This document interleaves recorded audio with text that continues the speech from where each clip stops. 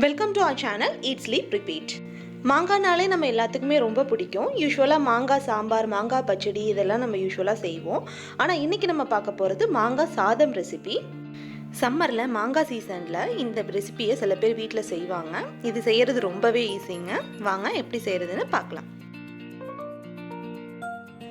First ஒரு மாங்காய் எடுத்து நுனியெல்லாம் கட் பண்ணிவிட்டு மாங்காயோட தோலை சீவிக்கோங்க.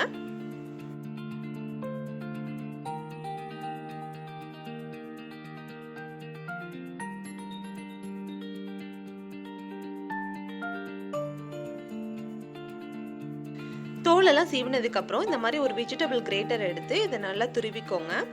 துருவும் போது வழுக்காமல் இருக்கிறதுக்காக கீழே இந்த மாதிரி டவல் ஏதாவது போட்டுக்கோங்க, உங்களுக்கு ஸ்லிப் ஆகாது. கிரேட்டரில் இருக்கிற பெரிய ஓட்டையிலே திருவுங்க, அப்போ தான் சாதம் கிளறதுக்கு நமக்கு நல்லா இருக்கும். உங்களால் எவ்வளோ முடியுதோ அந்த அளவுக்கு சீடை சுற்றி இருக்கிற ஃப்ளெஷ்ஷை நல்லா திருவி எடுத்துக்கோங்க.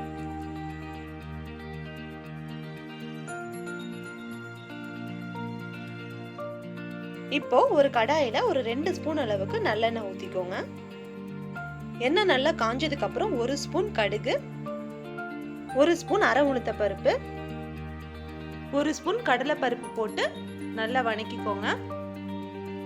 இதுக்கப்புறம் கொஞ்சோண்டு கருவேப்பிலை, கொஞ்சமா பெருங்காயத்தூள் சேர்த்துக்கோங்க. இப்போ துருவி வச்சிருக்க மாங்காயை இது கூட சேர்த்து நல்லா வணக்கி விடுங்க.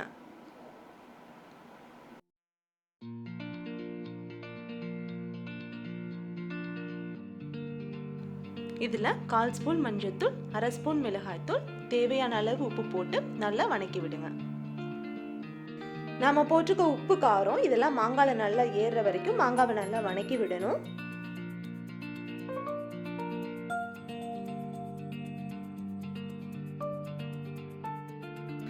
இப்போ இதில் சாதத்தை போட்டு கிளறி விட்டுறலாம்.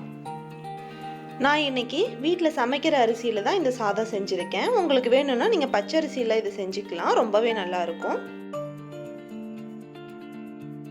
நீங்கள் மாங்காய் சாதம் செய்யும் போது எல்லா சாதத்தையும் போட்டு கிளறிடாமல் கொஞ்சம் எடுத்து வச்சுக்கோங்க. ஒருவேளை கடைசியாக புளிப்பாக இருக்குது அப்படின்னா நம்ம எடுத்து வச்சுருக்க சாதத்தை போட்டு மிக்ஸ் பண்ணிக்கலாம்.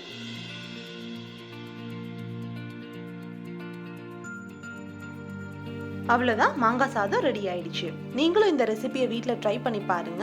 உங்களோட ஃபீட்பேக்கை எனக்கு கமெண்ட் பண்ணுங்க. இந்த ரெசிபி உங்களுக்கு பிடிச்சிருந்துச்சுன்னா இந்த வீடியோவை லைக் பண்ணுங்க, ஷேர் பண்ணுங்க. மறக்காம ஈட் ஸ்லீப் ரிப்பீட் சேனலுக்கு சப்ஸ்கிரைப் பண்ணுங்க. தேங்க்யூ.